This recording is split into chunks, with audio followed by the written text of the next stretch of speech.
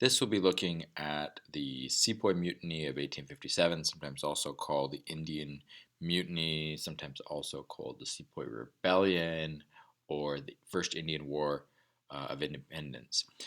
That took place in 1857 through 1858.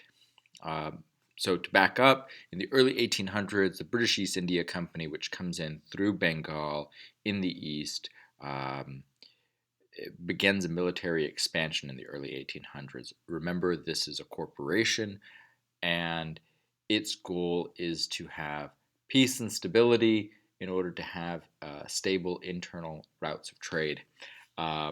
And this is the beginning of something known as Pax Britannica, the British peace. Those of you who may have heard of Pax Romana or Pax Americana, the idea is that in order to have trade and administration without fetters, you expand so that way there are no enemies and you're everywhere. So Pax Americana would be the entire world is controlled by the Americans, and therefore America has no enemies and it can continue in sort of a neoliberal global trading environment. So if we look at this map here, we see in purple British controls following the Battle of Plassey, where Robert Clive defeats the Nawab of Bengal in 1757, and as the colors indicate, expands throughout South Asia. The areas that are encircled in that blue color are the areas of the Sepoy Mutiny, which we'll come to. So the problems with the East India Company rule early on, to back up, sorry, there are some major changes that go on. Early on, it's a business venture, and by the early 1800s, late 1700s, we begin to see more and more involvement from the government out of London. And what we start to see with East India Company rule in the 1800s is a policy of heavy taxation in order to fund the army. Remember, this corporate military is twice the size of the British military. Home charges there refer to basically money that needs to go back to taxes back to London. So they're expanding into areas that are in the Ganges Valley, like the Kingdom of Awadh, there, A-W-A-D, that are very, very wealthy. And so the goal is take them over militarily, and then you can extract tax revenue out of these extremely wealthy areas. What we start to also see, and this is key to the beginning of the war, is we see a greater disconnect between the ruled and rulers, and the East India Company is not loyal or sensitive to local needs. We also see pressure coming from missionaries and religious groups back in London who wish to so-called civilize Indian peoples and reform Hinduism, reform practices that they find barbaric. So you get this pressure from Christian evangelicals to be more involved in so-called uplift. So now we're starting to see the change in what the East India Company is starting to do. The trigger, pardon the pun here, that starts the First War of Independence, as it's sometimes called, has to do with cartridges. The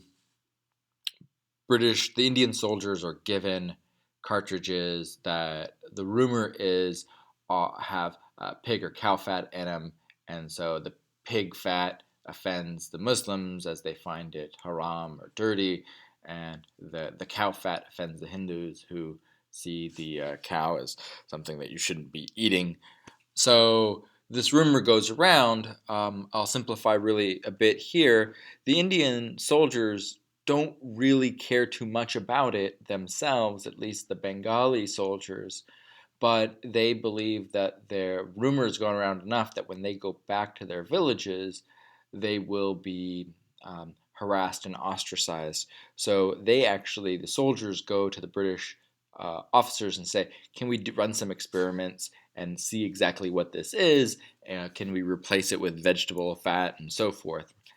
And had the British just gone along with this, they probably would have avoided this whole scenario. However, what they did was they arrested and imprisoned the soldiers who wished to do basically scientific experimentation to prove for fellow Indians that it wasn't cow and pig fat, or if it was, to switch over to vegetable fat. What ends up happening by arresting these soldiers is they aggravate the soldiers.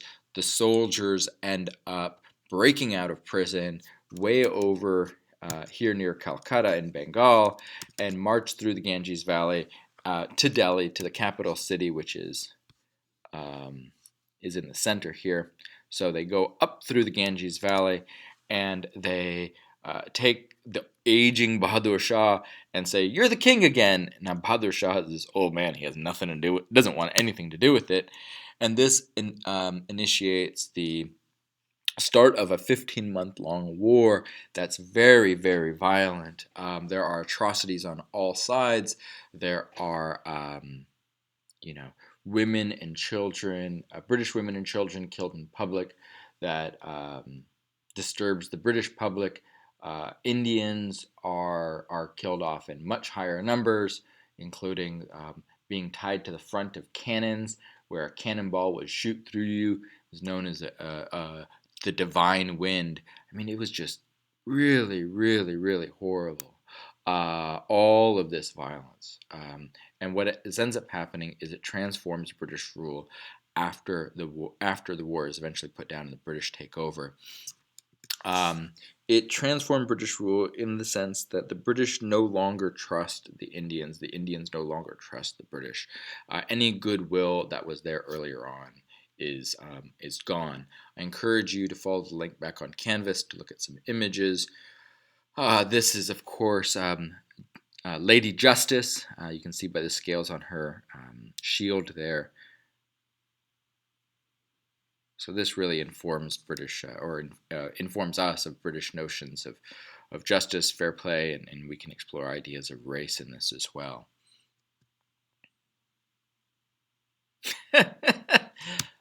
So some of the long-term consequences of it is greater distrust, as I mentioned, but also building into ideas of social Darwinism that are becoming popular around this time, and scientific racism.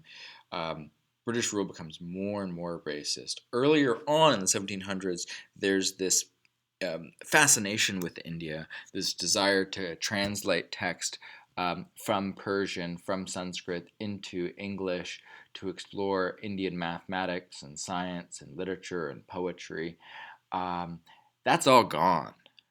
That's all gone. This British fascination with this ancient culture, it's gone because of this. Imagine you're having a relationship with somebody and something really traumatic happens, a fight, maybe an affair. The relationship is potentially forever changed. What ends up happening after 1858 is the British Crown takes over. The empire, the British government takes over. It's no longer the East India Company ruling India as it had for over 100 years. Starting in 1857 and going through 1947, the British government runs India.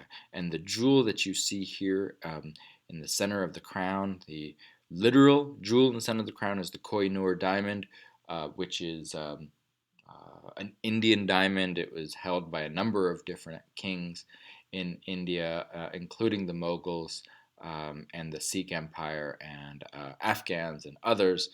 But this diamond that's in the center of the Queen's crown is also the place of India within the British Empire. The British Empire would not exist if it wasn't for Indian wealth. India provided political, economic, and a source of pride for the British. It's like if you owned Elvis's guitar, you could sell it, yes, but you also take pride in owning this really cool thing. From the British perspective, they're tapping into what they saw as this ancient civilization. Now, of course, it's an ancient civilization that's a cash cow. So India is way more important to Britain than any other of their imperial holdings, more important than Canada, more important than Australia, more important than any of the African states, more important than Jordan or other Middle Eastern states. It's the most important. And that is important as we look into the fight for independence that Britain does not want to lose. India, the jewel, metaphorically and literally, in the center of their crown.